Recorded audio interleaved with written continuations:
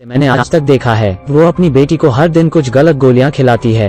18 साल से मियां ने हमेशा सोचा है कि ये दवाएं लेनी चाहिए क्योंकि उसे अस्थमा, मधुमेह और यहाँ तक कि शरीर की आधी अक्षमता भी है। लेकिन इस दिन उसने कुछ अजीब खोजा। उसने वो पैकेज उठाया जो उसकी माँ लाई थी। उसने चुपके से कुछ कैंडी ली जो उसकी माँ उसे खाने नहीं देगी। लेकिन फिर उसने बैग में कुछ और भी देखा। उसने वास्तव में वो दवा देखी कि जो वो हमेशा से ले रहा थी। उसे कुछ अजीब लगता है, लेकिन मियां ने इसकी परवाह नहीं की। आखिरकार यह उसकी अपनी माँ ही है जो उसकी देखभाल करती है। उसके बाद रात में लिसा मियां के लिए दवा लाती है। मियां हिचकिचाई, लेकिन फिर भी उसने दवाई खा लिया और फिर वो अपने बिस्तर पर लेट जाती है। अगली सुबह उसने अपने हाथों में गोलियों को देखा और गहरे विचार में पड़ गई। वो इस दवाई के बारे में पता लगाने का सोचती है। वो अपने हाथ विस्तारक का उपयोग करती है और दवाई की बोतल उठती है। तभी कोई पार्सल उसके घर आता है। वो पार्सल लेने के लिए नीचे की ओर दौड़ी। जैसे ही उसने दरवाजा खोला, उसकी माँ सामने है। यह पता चलता है कि मियां विश्वविद्यालय से प्रवेश सूचना की प्रतीक्षा कर रही है। लेकिन जब भी कोरियर आता है तो उसकी माँ सबसे पहले सब पढ़ती है। माँ ने कहा कि वो प्रवेश की सूचना निश्चित रूप से मियां को बताएगी।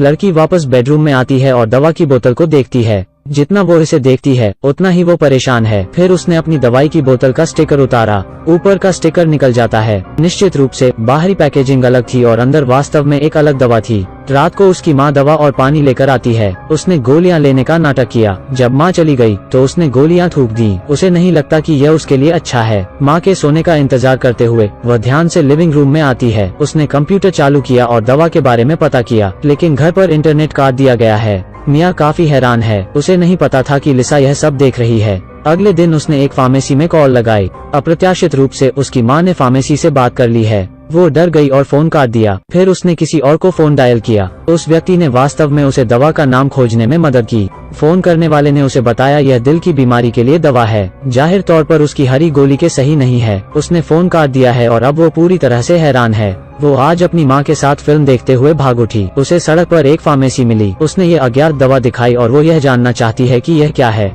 क्या कारण है कि उसकी माँ उसे यह खिला रही है। लेकिन महिला इस दवा को देखकर घबरा जाती है। यह दवा जानवरों को दी जाती है। यह वो दवा है जो बिल्ली के यौन अंगों को खत्म कर देती है। इस समय उसकी माँ भी वहाँ आ जाती है। उसने यह कभी नहीं सोचा था कि उसकी माँ उसे नुकसान पहुँचाएगी। उसकी अक्षमता उसकी माँ के कारण हो सकती है। माँ ने तभी एक सुई निकली और मियाँ को दवा दे दी। मियाँ की दृष्टि धुंधली हुई और वो बेहोश हो गई। फिर वो माँ के हाथों में गिर गई। मियाँ अगली सुबह घर में उठती है। मेज पर माँ ने नाश्ता बनाया हुआ है। वो व्हीलचेयर से दरवाजे की ओर जाती है, लेकिन दरवाजे पर ताला लगा है। माँ ने दरवाजे को डंडे से बंद कर दिया है। मियाँ को समझ नहीं आता है कि क्या हो रहा है। फिर मियाँ ने खिड़की खोली, ऊर्जा के लिए नाश्ता भी किया, अपना खुद का वेल्डिंग उपकरण उठाती है और फिर अपनी रजाई उठा ली। फिर उसने अपना गिलास उठाया और पानी का एक घूंट लिया। वो अपने हाथों पर खिड़की से रेंगती है। पानी भरे मुंह के साथ वो धीरे धीरे आगे की ओर रेंगती है। हालांकि यह बहुत खतरनाक है, लेकिन फिर भी वह डरती नहीं है। उसे अपनी माँ की खिड़की के बाहर आने में लगभग 2 घंटे लग गए। फिर वो अपने यंत्र को गर्म करती है और कांच पर लगा देती है। कांच चटक जाता है।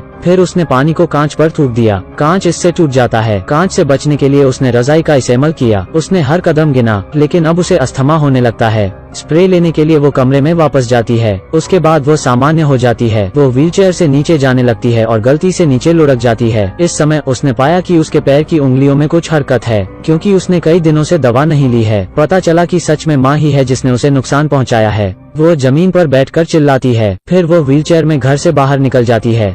रास्ते में उसने एक डिलीवरी वैन देखी। आदमी मियाँ को देखकर बाहर आता है। उसने ड्राइवर को अपनी सारी कहानी बताई। वो उसे मदद करने के लिए तैयार है। लिसा की गाड़ी तभी आ रही है। लिसा गाड़ी से उतरकर आदमी को उसकी बेटी लौटने कहती है। फिर वो उसे पुलिस को बुलाने की धमकी देती है, लेकिन ड्राइवर स्पष्ट रूप से एक अच्छा व्यक्ति है। उसने इसकी परवाह नहीं की और मियाँ को गाड़ी में बैठा दिया। वो अभी गाड़ी के बाहर निकला ही था कि तभी लिसा ने उसे सुई गड़ा दी और उसे बेहोश कर दिया। कार में मियाँ पहले से ही डरी हुई थी। क्या यह अभी भी उसकी माँ है? जब वो जागी तो वो एक तहखाने में कैद थी। उसे यहाँ प्रतिष्ठित स्कूलों से अनगिनत प्रवेश नोटिस मिले। यह पता चला है कि वो इतने प्रसिद्ध स्कूलों में जा सकती थी। हर बार उसकी माँ ने उसे यहाँ रोकने के लिए ऐसा किया था। उसने दूसरे बॉक्स में कुछ और भी डरावना देखा। वो लिसा की असली बेटी नहीं है। यह पता चला है कि लिसा की बेटी अस्थमा से लकवाग्रस्त पैदा हुई थी। जल्द ही उसका बच्चा मर गया था। फिर उसने इस बच्ची को गोद लिया था। फिर उसने नशीले पदार्थों के जरिए मियाँ को अपनी ही बेटी जैसे विकलांग बना दिया था। उसे 18 साल तक कैद में रखा गया और बाहरी दुनिया से दूर रखा गया।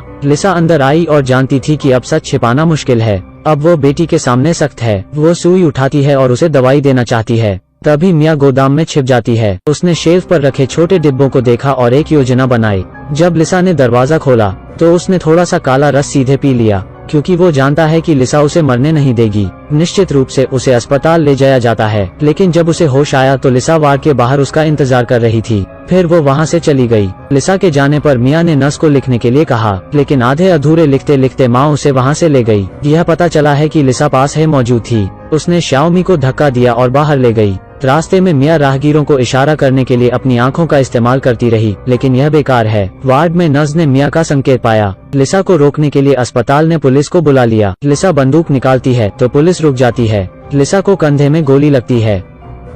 10 साल बाद मिया अपनी माँ से मिलने जेल आती है। उसके पैर इतने अच्छे नहीं हैं। यह विकलांगता जीवन भर अब मिया के साथ रहेगी। उसने लिसा से कहा कि वो अपने दादा दादी से मिलने गई थी और उनसे खूब बात भी की, लेकिन लिसा के भाव थोड़े डरे हुए थे। अचानक मिया का मुंह हिलने लगा। उसने 3 छोटी गोलियां थूक डाली। I love you, Mom. Now open wide. 18 साल की अज्ञात दवाएं अक्षम और दयनीय हो गई हैं। यहाँ पर फिल्म का अंत होता है। यह एक सस्पेंस और थ्रिलर फिल्म है। इन दोनों अभिनेताओं की एक्टिंग बहुत लाजवाब है। वीडियो देखने के लिए धन्यवाद। मिलते हैं अगली वीडियो में।